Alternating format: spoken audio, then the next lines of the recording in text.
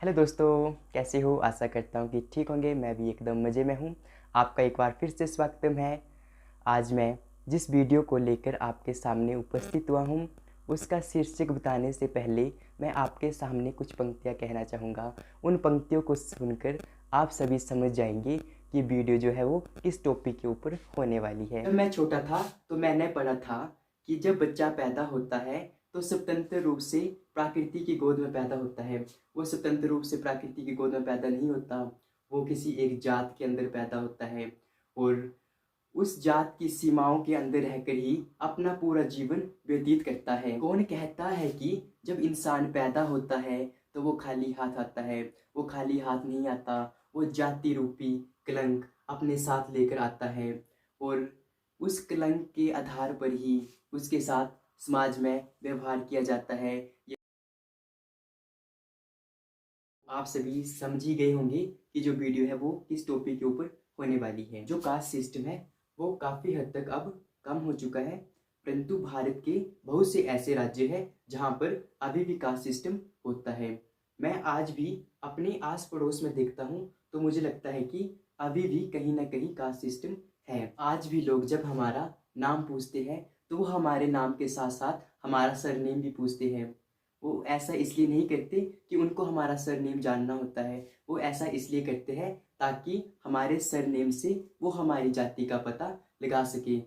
आज भी लोग दूसरों को उसकी जाति के आधार पर पूर्वानुमानित करते हैं। यदि कोई व्यक्ति ऊंची जाति का हुआ तो वो साफ सुथरा होगा, यदि कोई व्यक्ति नीची जाति का हुआ तो वो गंदा होगा, उसके घर पर कोई भी साफ सफाई नहीं होगी।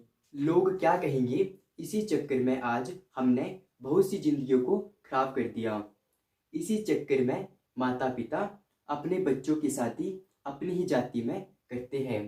यदि किसी बाप की बेटी किसी निचली जाति के लड़के के साथ भाग जाए तो लोग उनके बारे में तरह तरह की बातें कहते हैं और कहते हैं कि लड़की ने उसके पापा का नाक कटवा दिया। वो माता पिता खुद को कितना खुश नसीब कहते हैं कि उसकी बेटी की शादी उनकी जाति के अंदर हुई।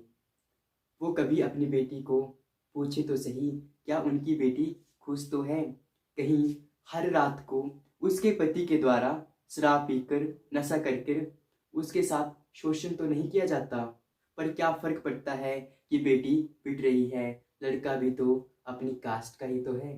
अब हम जान लेते हैं कि जाति प्रथा है क्या। दोस्तों, जैसा कि आप सभी जानते हैं कि किसी प्रॉब्लम में फंस जाते हैं तो हम उसकी जड़ तक पहुंचने की कोशिश करते हैं।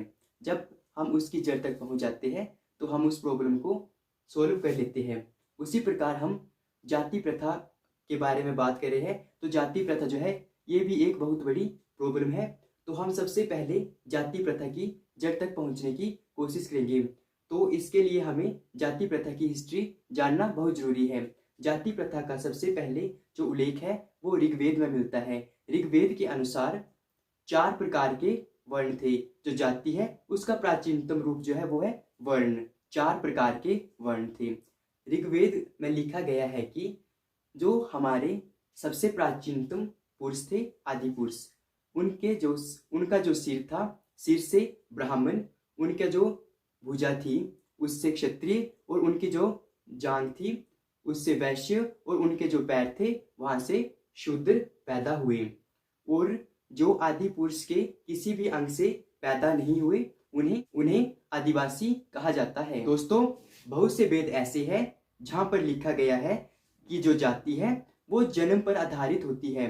बहुत से ऐसे वेद हैं जो इसका विरोध करते हैं और कहते हैं कि जो जाति है वो जन्म पर आधारित नहीं होती, वो हमारे कर्मों पर आधारित होती है। महाभारत में भी वर्ण व्यवस्था का उल्लेख मिलता है।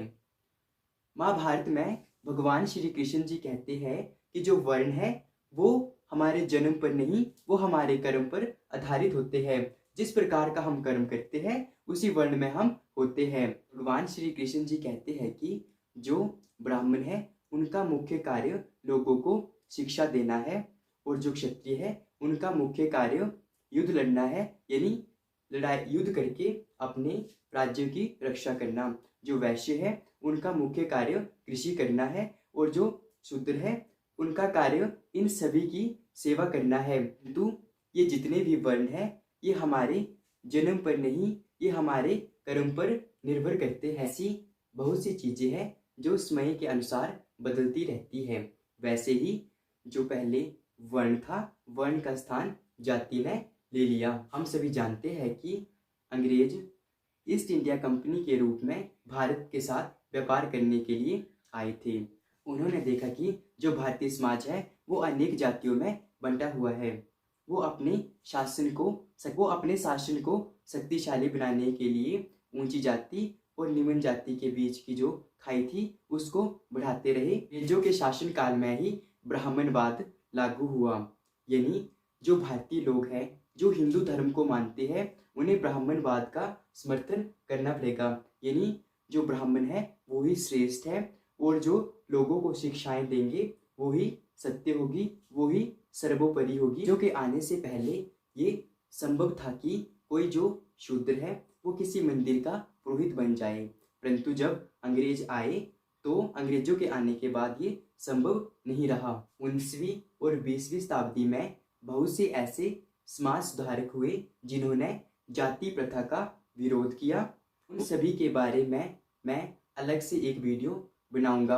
वर्तमान में भारत में 3000 से ज़्यादा जातियाँ और 25,000 से ज़्यादा उपजातियाँ हैं। इतनी भी जातियाँ और उपजातियाँ हैं वो अलग अलग व्यवसाय को बताती हैं। जो मैं जाति प्रथा के कंक्लूजन पर पहुंचा हूँ, इससे मेरी बातों से कुछ लोग एग्री कर सकते हैं, कुछ लोग एग्री नहीं कर सकते।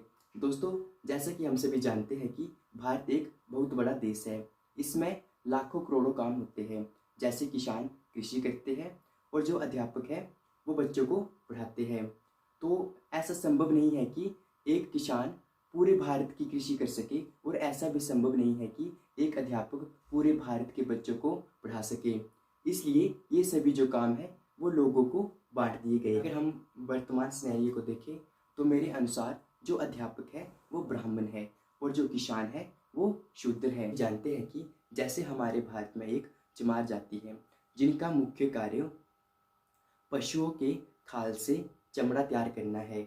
मान लीजिए उनके घर में कोई बच्चा पैदा होता है और जो अध्यापक बन जाता है तो जो बच्चा है उसकी जो जात होगी वो चमार नहीं, वो ब्राह्मण होगी। दोस्तों, आज के टाइम में जाति प्रथा को पूरी तरह से प्रतिबंधित कर दिया गया है। यदि कोई व्यक्ति जाति प्रथा को व्यवहार में लाता है तो उसके लिए दंड की व्यवस्था की गई है। अस्पृश्यता जाति प्रथा का ही एक रूप है।